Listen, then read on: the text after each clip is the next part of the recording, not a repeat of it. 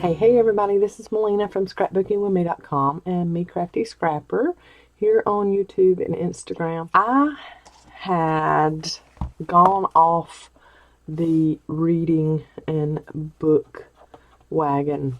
I just fell completely off of it last year. I did not read a lot at all.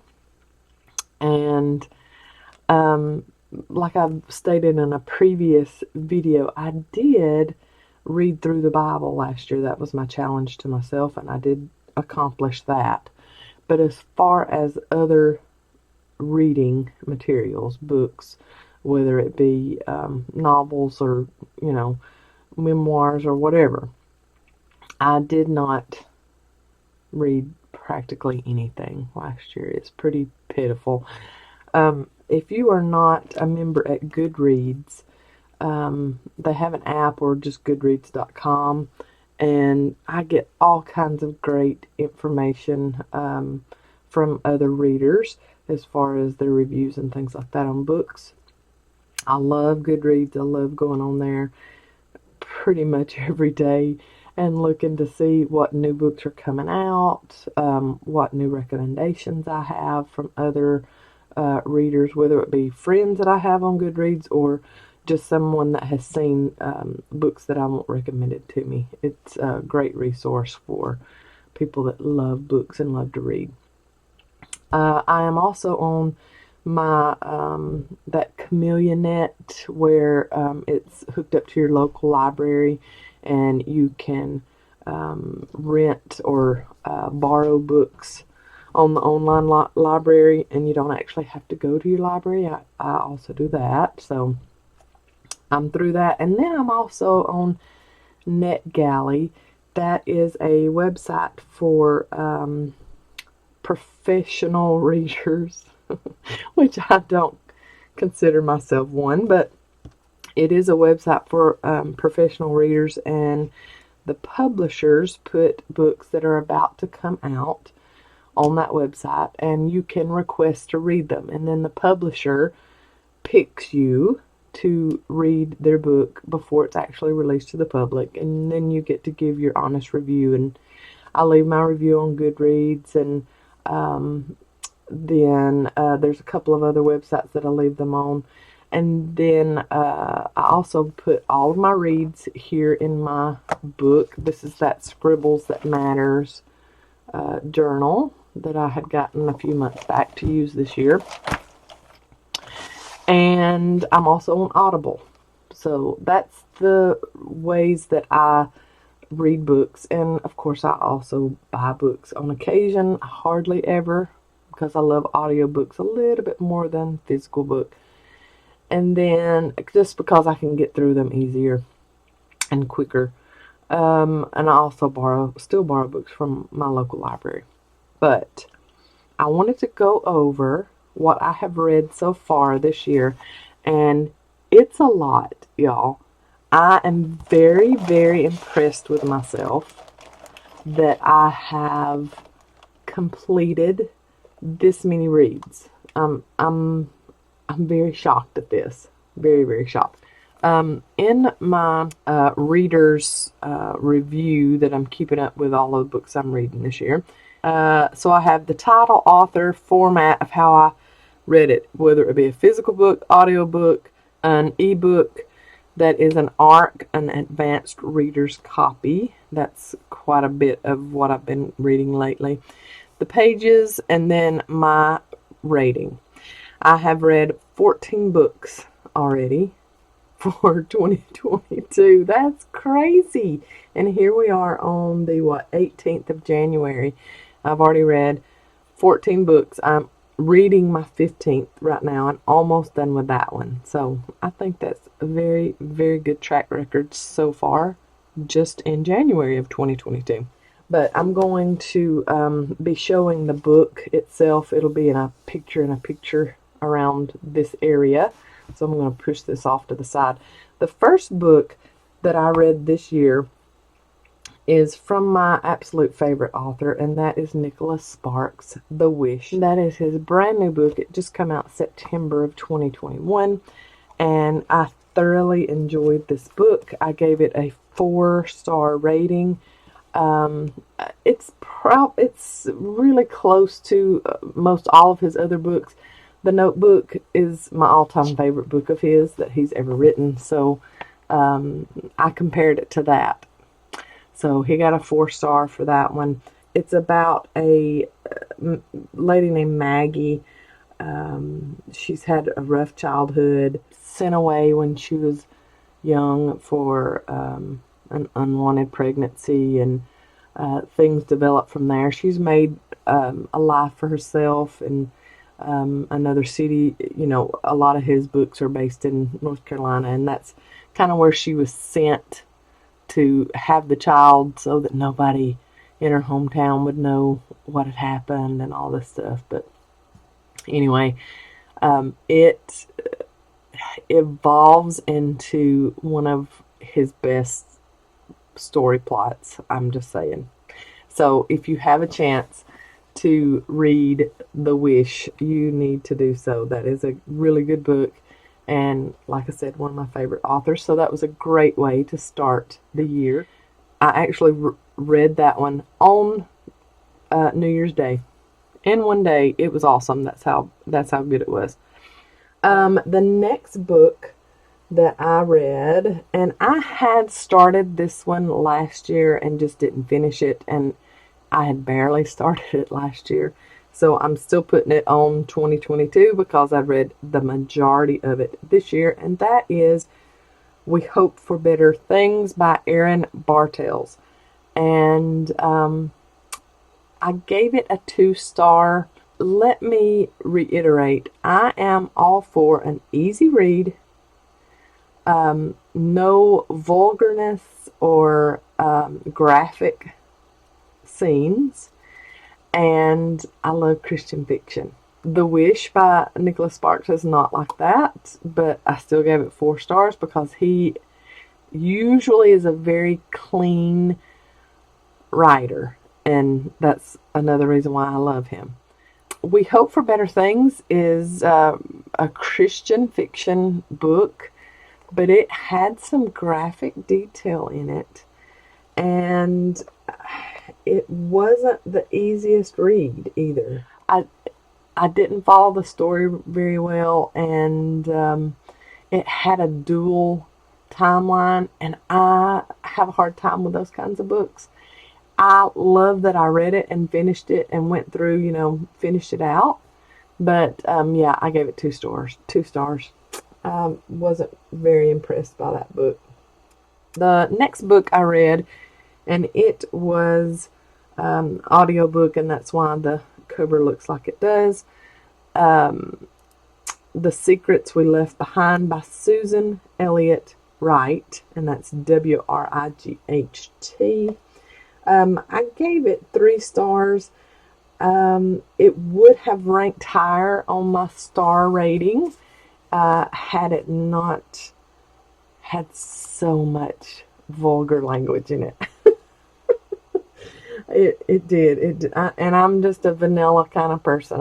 I don't go in for all of that. So, that's why I like my Christian fiction. But this one came up on a recommendation. It looked really good. The storyline is really good, but I just couldn't get into it that much because of the language that was in it. It's about mom and her family and the trials that they face, and then she has a very sordid, dark past, and then the book finally gets into her past and reveals what all is going on, and then you think it's one of those books where when you get almost to the end, you're like, oh, okay, so that makes sense of what happened in the first of the book. So, but it took a little while to get there. So, anyway, it's got a 2 star. Sorry about that. All right, then my next book that I read was Angel Song by Sheila Walsh and Catherine Cushman. I wanted so much to love this book, and I just didn't. It's also a Christian fiction. I actually gave it a 1 star. I hardly ever do that, but it was very hard to follow. The storyline was sporadic. I don't know. And I listened to it with audio. I just could not get into it. And I really, really, really really wanted to love this book, and I just did not. I will read you my Goodreads review. First off, I appreciate the faith-based plot, but that's about all I liked, sadly. Slowest moving book I've ever read or listened to. Cheesy, even. There were even product advertisement or plugs in this book, and gracious, the narrator is so pitiful. You can hear her swallowing, turning pages, licking her lips, etc., etc., etc. I believe her broken speech, because she had a really thick accent, also made the book more cheesy. I wanted to love this book. It just did not happen. That is what I thought of Angel Song by Sheila Walsh and Catherine Cushman. I'm sorry. But, you know, I have to give my honest thoughts on it. The next book that I read this year so far is Ghost Child by Carolyn Overington. And I really wanted to love this book too because it had been recommended to me and the reviews were good on it. So I just have, I don't know, I have bigger expectations for books, I guess, because I just really did not love this one either. I gave it 2 stars, and my review on Goodreads says, one of the weirdest books I've ever read experienced. Odd, odd, odd.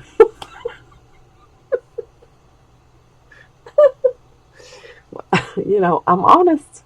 At least I'm honest. Let me give you a little background on this book. Set in 1982, Victorian police, so it is a foreign storyline, to me anyway. Police are called to a home, a child has been abused. I think that's what got me, which I should have known by the title that it was going to be about children, but it was about a lot of child abuse, and I just didn't want to go there. So it was just a bad book for me at a weird time. So, and it goes through the other children of the child get into foster care, and then it goes through, and it has so many different people's perspectives and point of views through the entire book. It was just very confusing. So that's what I thought about Ghost Child. I've not had that many good reviews so far, sorry. The next book I read was The Story Keeper by Lisa Wingate. Another book that I wanted to love. I just didn't. And I love Lisa Wingate. I've read plenty of her books.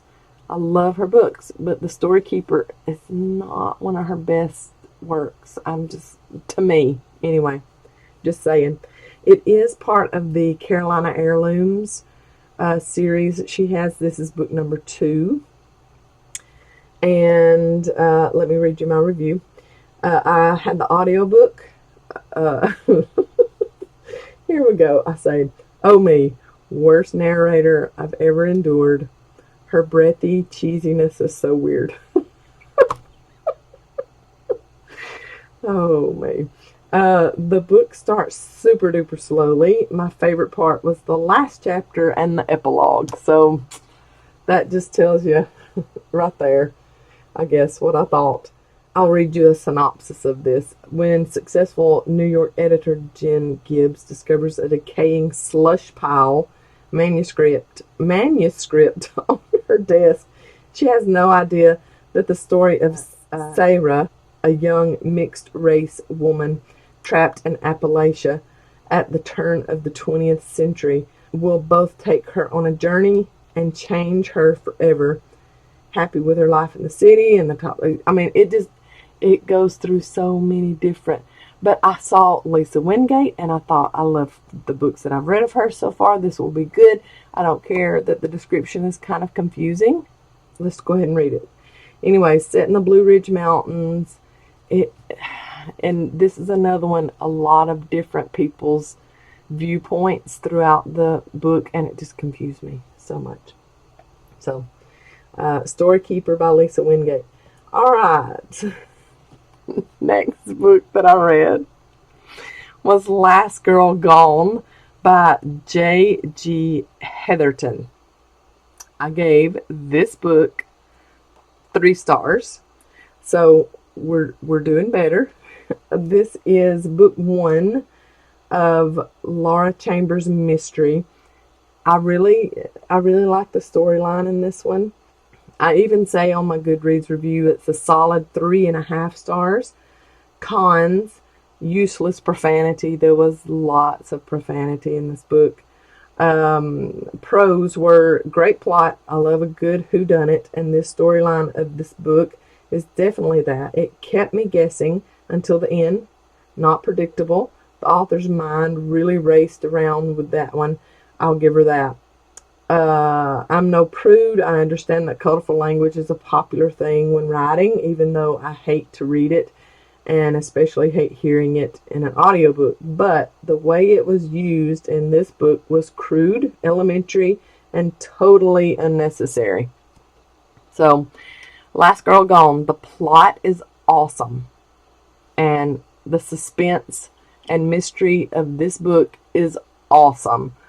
But be ready for lots and lots of profanity. Just saying. So that's Last Girl Gone, and like I said, 3 stars. A good solid 3.5 stars. Next book that I read, and this was advanced reader's copy that I got from NetGalley. So I got to read this before it's actually published. And I gave this, let's see, I gave it 4 stars, so we're good. This was a good one. Set in the 1930s during the Great Depression. So I received this book as an ARC from NetGalley. Although this book is not one I would normally choose, I found it very interesting. It kept me on the edge of my seat several times. Its setting in the 1930s during the Great Depression intrigued me even more to read it, as I have grandparents who all 4 lived through those times. The storyline was very relatable, with family relations, hardships, trials, gatherings, emotions, and so much more. I found the title of the book quite brilliant as the plot unfolded. The main characters of the book were also very relatable, likable, and for the most part, very easy to follow throughout the book. I am a vanilla type of reader, and that I like a good, easy read with very little graphic scenes or language. So my 4-star grade reflects my style and preferences when reading a book. The one intense encounter between Pastor Wesley and Polly I found unnecessary for the story's plot.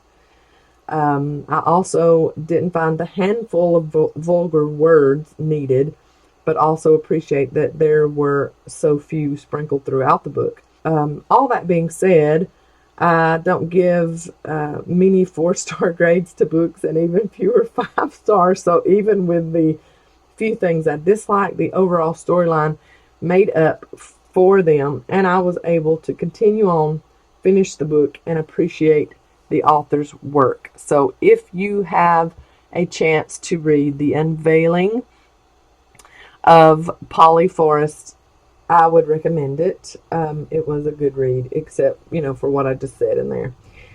My very first 5-star rating of 2022 is Miss Corrie ten Boom and God Is My Hiding Place.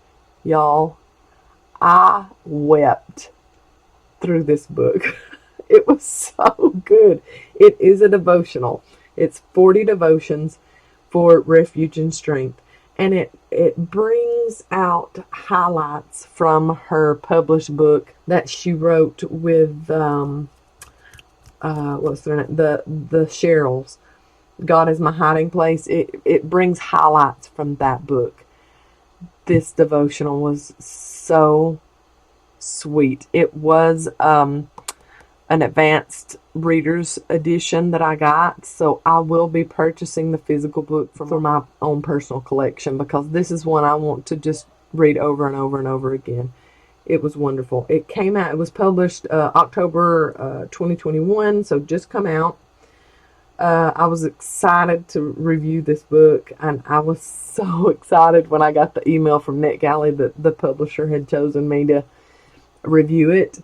I love Corrie ten Boom. If you have not read up on Corrie ten Boom, she was captured and imprisoned in Nazi camps, and she became a missionary.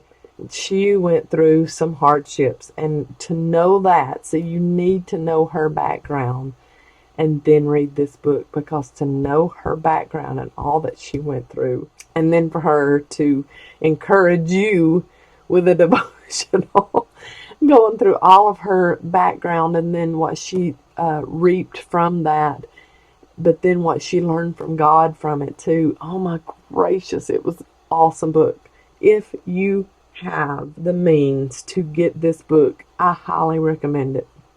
My first 5-star of 2022, and it was, let's see, back on the 9th, and here it is, the 18th, 9 days later, and I'm still weepy over how good this book is. You have to get this book. This was a really good book. That was also my very first, let's see, make sure. Yep, my very first nonfiction of 2022. So, first nonfiction and first 5-star. I actually put a plus behind the 5 because it was that good. Yeah. Next book I read was Diane Chamberlain's The Last House on the Street. This is probably my first time to ever read Diane Chamberlain, and this was an awesome book. It was an audio advanced reader's copy that I received from NetGalley to give a review on, and it is another 5-star, my second 5-star of 2022. It touches on, it was set in the 1960s, and it touches on racism and how horrible times were back then for people of color, and I thoroughly enjoyed this book. Now, as far as my vanilla self, there is vulgar and foul language. There is one encounter, a sexual encounter, but it is not graphic, in my opinion. But the foul language, even though I would rather have none at all, it is sprinkled throughout the book so that it's not overbearing and awkwardly placed. So, I mean, you can imagine times like that, there was going to be a foul word uttered somewhere along the line because of all the injustice. But it goes along with a girl that wants to join a coalition of sorts to help people of color to be able to register to vote. And her parents are totally against it. They don't want her in it. She falls in love with a man as she's working in that, it's called Scope, as she's working in Scope, and they are from two different worlds, and nobody in her town approves of the relationship, and it just goes through all of that. Then there's some suspense, and some people go missing and things like that, and it kept me hanging until the very end. And I read this in one day, or listened to it all in one day. I could not put it down. It was that good. And like I said, it did have some foul words in it, but they were sprinkled few and far between throughout the book. But anyway, The Last House on the Street by Diane Chamberlain. Very good. I highly recommend this book. Next book I read was also an audio advanced reader's copy from NetGalley. And it is A Flicker in the Dark by Stacy Willingham. I gave it 3 stars. I'll just read you some of my Goodreads review. This is her debut novel. So if you enjoy suspense and mystery, this book will satisfy all your needs. The narrator is good. The storyline and plot are good. The main character left something to be desired. Her frantic ramblings and pill-popping need was off-putting.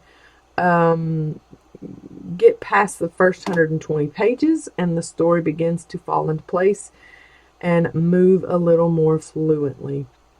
Then get ready for so many twists and turns. Well, I found myself holding my breath a few times. The suspense was that good. As far as my vanilla rating on A Flicker in the Dark, there is foul language. There's a dual timeline that makes it a bit harder to keep straight. The book lost a star for the amount of horrible continuous F-bombs. There are quite a few F-bombs in this book. If you are reading it, ebook or physical book, of course you can just skip over that. It was an audiobook for me, so I had to hear every one of them that came about. There are so many at one point when 2 of the characters are leaving a residence abruptly that I had to turn the audio off for a bit and come back to it. I'm glad I finished the book, but almost didn't because of that scene. There are 2 scenes between couples that get a little too graphic for my taste. That is why I love the freedom of turning the page or hitting the 30-second skip ahead button on audiobooks. Yes. If you aren't bothered by foul language and sexual content, my vanilla rating are of no concern for you. I include these for people that are and would like a heads up before beginning a book. With all of that being said, though, I still gave it a 3-star. Get past the foul language and the 2 sexual content parts that are in it, and the premise of the book, the plot of the book is very, very good. So it's just my 2 cents on that one. A Flicker in the Dark. Next was The Reckoning at Gossamer Pond by Jamie Jo Wright. This was an ebook and one that had been on my I'm currently reading that list, and I just had not gotten past the first few pages of it. So I gave it a 3-star. It took me a long time to finish this book because the dual timelines and multiple, and there are a whole lot of characters to keep up with, confused me to no end. The entire plot lent itself to something like Scooby-Doo. Let's snoop around and catch a bad guy hullabaloo. Reading the note from the author back of the book helped me to understand more the meaning behind the story. Knowing it is particularly based on real-life evangelists that studied under the great Billy Sunday is a wonderful plus. Lots of secrets, lies, cover-ups, and mistakes are unearthed.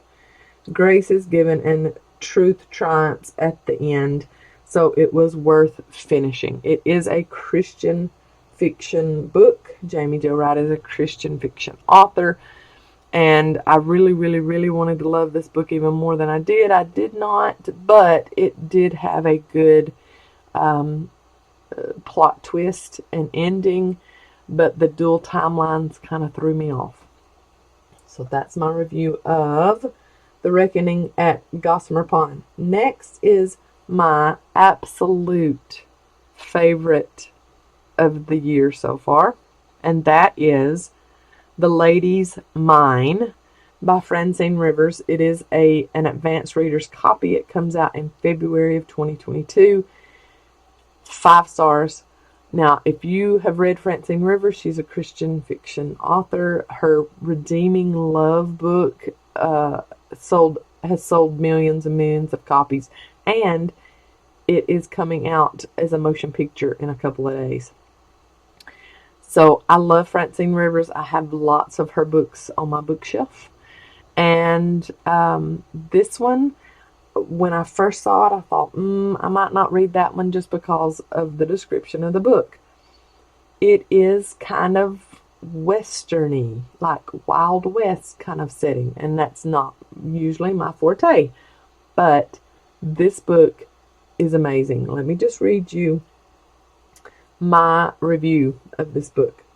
Oh my, what do I say? How do I even start this review? First off, I was given the EARC of this book from the publisher through NetGalley for my honest review. So, honestly, in a word, inspiring, all capital letters. I have always been a fan of the great Francine Rivers. This is her self-proclaimed pandemic book, and wowzers, what a book it is. I am not one to go excitingly into a Western. That's exactly what I thought this book was going to be like, but I love Francine Rivers so much, I knew I would like it. I didn't expect to fall in love with it, though, and that is so what I did. Okay, so think The Taming of the Shrew, Oklahoma, Gunsmoke, and When Calls the Heart all rolled up together into a beautiful, inspiring, heart-wrenching, loving, humorous, tragic, and bold story that you absolutely cannot put down, and you tear up because you finished and wanted it to last much, much longer. If this book was taken up and aired as a series on Hallmark, I'd follow every episode and record it all too, to watch again and again and again and again. Oh, please, Hallmark, do that. Can one headstrong, faith-filled, fearless person wanting good for a community save that community from the demons that have plagued it for so many years? Can grace and mercy redeem the entire town? Can love find its way into a stone-cold heart that never wanted to be owned by a man? The characters in this story are very relatable. The storyline and plot are amazing. The flow of this book is fabulous and such a page-turner. I finished this over 400-pager in a day and a half. A true redemption story. I plan to buy this book and add it to my personal collection. Run, don't walk to get your copy of this book. Very well deserved, Mrs. Rivers. You have absolutely done it again. 5 stars. As far as my vanilla rating of this book, it does have, it touches on, because it is in the Wild West, reading a book about the Wild West and a mining town, gold mining town. So you will read about drinking, drunkenness, prostitution, gambling, and cursing. I assure you that no actual curse words are typed out in this book. For example, it says Matthias cursed under his breath, or Wiley cursed. It doesn't actually say the foul word. Alcoholic beverages are mentioned and consumed by characters. A brothel is part of the town. Again, think Gunsmoke. The only sexual act in the book that was described in very light detail, nothing graphic, is between a married man and his wife. Did any of that make me want to close the book, pause from reading, or think poorly of the author? Absolutely not. One of the best books so far that I've read. And, you know, I've read a lot of books, and I've read a lot of Nicholas Sparks books, and I've read a lot of Francine Rivers books. And it's Christian fiction. It has a great storyline. It has great relatable characters in it. Very, very highly recommended book. Go out when it becomes published to the public. Go and get that book. Another book that I don't have on here just because it's a cookbook, and I didn't want to put it in here because you actually don't sit and read a whole cookbook. You just have a cookbook. That is, it was also an advanced reader's copy. And I know what you're thinking. Okay, so she wanted a cookbook to read in advance before it came out, because it's the Emily Dickinson cookbook. So all throughout this cookbook, it is centered around Emily Dickinson and her poetry. It has poetry in the book, and I'll just read you my review. It is so good. And like I said, this was an ebook that I got, so I will be purchasing this to put in my cookbook collection. I do have a cookbook collection. I received this from NetGalley. Wow. As another person mentioned, I have never seen a poetry-centric cookbook before. What a concept. I love literature, and I love to cook, bake, too. So that was amazing for that to be put together. I adore the handwritten pieces from Emily Dickinson throughout the book. I didn't realize she was as engaged in the kitchen as she was with the pen. I really like the stories intermingled alongside the recipes. All 50 recipes seem easy to follow and yummy.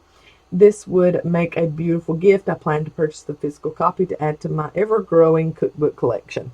So if you have a chance to get this book, and you like cooking and baking, and you love poetry, you love literature, this would make an awesome gift for somebody too. So the Emily Dickinson cookbook. The last book that I have just finished, I won't go into the book that I'm reading now. It is a Danielle Steele book that will not be out for quite a while. I think June is the publication date, but I got it as an advanced reader's copy. I won't go into that one right now. That's the one I'm currently reading, and there is the picture of that one.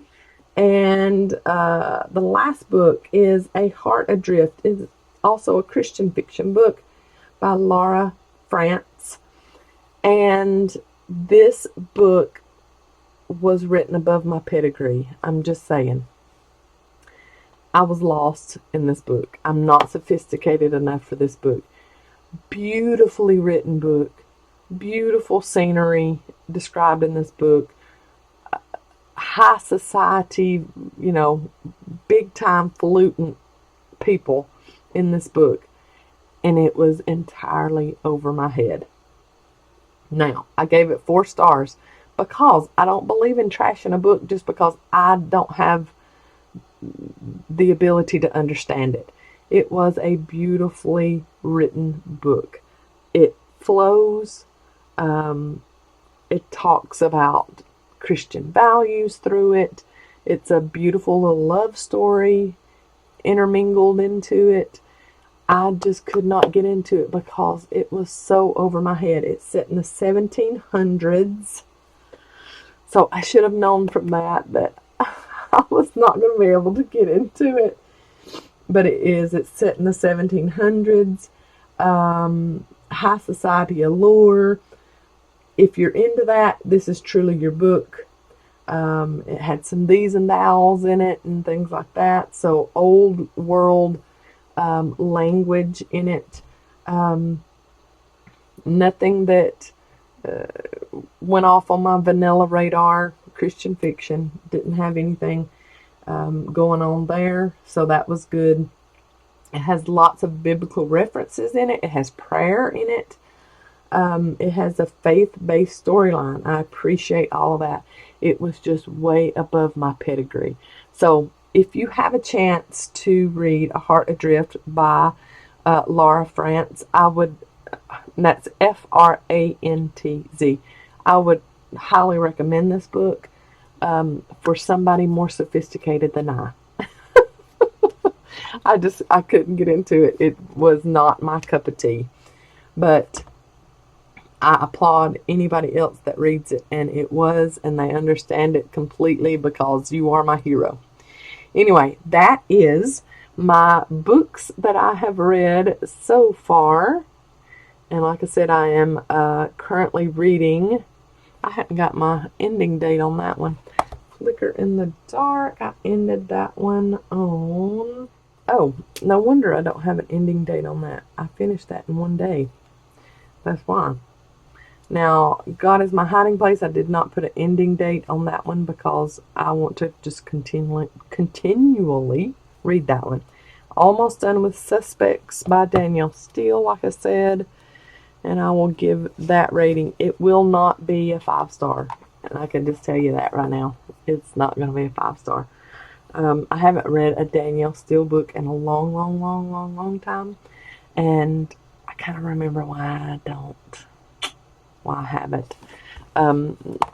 Nothing really against her per se, but I already ran across a couple of explicit kind of sexual scenes in it, and I'm not into all that. So anyway, I digress. That is my books that I have read so far in 2022, and I hope you enjoyed this video. This is different than any other video that I have done. I usually am just paper crafting on this desk of mine, and I wanted to show you another interest of mine and what I've been up to, and we'll get back to paper crafting videos after this. See you in the next video. Y'all have a great day. God bless.